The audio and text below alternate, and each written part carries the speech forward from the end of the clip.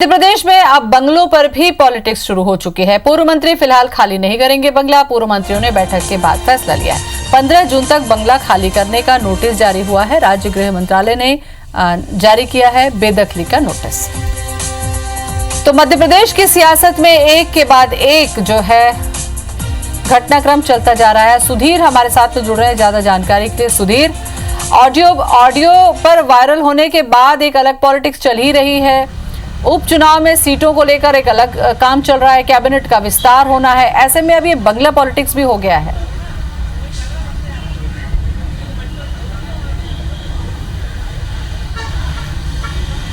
देखिए, बिल्कुल कोरोना महामारी के बीच के दौरान ही जिस तरीके से तरुण वनन को नोटिस दिया गया था, उसको एक बड़ा सियासी मुद्दा कांग्रेस ने बनाया था। और उसके बाद में कांग्रेस के सरकार में जो मंत्री हुआ करते थे, सभी मंत्रियों को बंगले खाली कराने के नोटिस जो है गृह विभाग की ओर से दिए गए हैं। और 15 जून तक का अल्टीमेटम जो है वो बंगला खाली कराने को लेकर दिया गया है। हालांकि इस दौरान कई मंत्री ऐसे थे जो कोर्ट की शरण में गए, जिनमें विजयलक्ष्मी साधो शामिल है। उन्होंने कोरोना महामारी का हवाला देते हुए बताया था कि इस समय भोपाल के अंदर शिफ्ट करना काफ़ी ज़्यादा मुश्किल है, चूँकि वो अपने परिवार के साथ यहाँ पर रहती हैं। ऐसे में दूसरी जगह शिफ्टिंग इस महामारी के चलते वो कहीं ना कहीं एक चिंता की बात हो सकती है।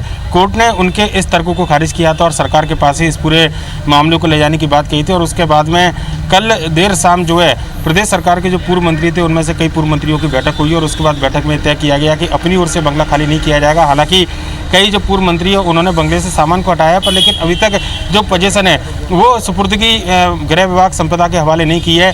तरुण बनोट के बंगले को सील किया गया, तो उसके बाद में माना जा रहा है कि अगर ये बंगला खाली नहीं किया जाता तो आगे दूसरे मंत्रियों के बंगले को भी सील करने की कार्रवाई की जाएगी। पर लेकिन उससे पहले बंगले को लेकर सियासत मध्य प्रदेश में काफ़ी ज़्यादा तेज है और बंगला नहीं खाली कराने का अब फैसला जो है वो कांग्रेस सरकार में जो मंत्री रहे उनकी आपस की बैठक में तय किया गया है।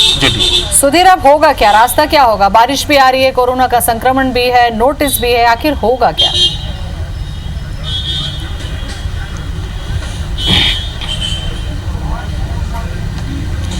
देखिए, एक सियासी मुद्दा है। सरकार अपने अगर चाहे संपदा या गृह विभाग तो जो कार्रवाई तरुण बनोट के बंगले को लेकर की गई थी, लगभग उसी तर्ज पर कार्रवाई की जा सकती है। पर लेकिन अगर जबरदस्ती कार्रवाई की जाएगी और कांग्रेस के मंत्री अपनी सुरक्षा से बंगला खाली नहीं करते हैं, तो निश्चित तौर पर कहीं ना कहीं जनता के बीच में ये मैसेज जाएगा कि कोरोना महामारी के दौरान घर से बेदखली का काम जो है सरकार ने किया है और सरकार को बंगले की ज़्यादा चिंता है बजाय किसी की जान की। कांग्रेस इसको एक मुद्दा बनाना चाहती है, लिहाजा कांग्रेस के मंत्रियों ने यह तय किया कि अपनी ओर से बंगला खाली नहीं किया जाएगा जब तक उनको भले ही नोटिस दिया गया हो। और अगर उनकी ओर से बंगला खाली नहीं किया जाएगा तो जो स्थिति तरुण बनोट के बंगले के साथ में बनी गई थी कि बंगले को सील किया गया, तो उसके बाद में सामान बाहर निकालने की जो कार्रवाई है वो आगे की जाएगी। सुधीर के मिश्रा जुड़ चुके हैं हमारे साथ में कांग्रेस से, उनसे हम बात कर लेते हैं। मिश्रा जी, ये बंगला पॉलिटिक्स भी अब शुरू हो चुका है। मध्य प्रदेश में आखिर चल क्या रहा है? कोरोना के संकट में नोटिस मिल चुकी है बंगला खाली करने की। देखिएगा, जब राजनीतिक और परिपक्व लोगों के पास सत्ता की चाबी आ जाएगी और जो ग्रीवेंस रखते हुए राजनीति करने की मानसिकता रखते हैं, जब वो लोग उस कुंजी का इस्तेमाल करेंगे तो निसंदेह वहां राजनीतिक ओछापन सामने आएगा ही, और यह उसी की एक परिणति है। मिश्रा जी, ये तो सामान्य, मुझे लगता है ये सामान्य प्रक्रिया है। जब सरकार बदलती है तो मंत्रियों को बंगले खाली करने पड़ते हैं। जो पूर्व मंत्री होते हैं, जो सत्ता पे होते हैं, वो काबिज होते हैं। तो ऐसे में अगर नोटिस जारी हुआ है तो क्या इस पर अमल करना चाहिए या इस पर भी अब राजनीति होगी? देखिएगा, मैं खुद उसका पक्षधर हूं कि अमल करना चाहिए। सत्ता और बंगले और मंत्रालय के दफ्तर ये कभी भी किसी की परमानेंट रजिस्टर्ड पूंजी नहीं है जी। सत्ता के साथ इसमें रद्दोबदल अदला बदली होती रहती है, मैं उस बात का पक्षधर हूँ।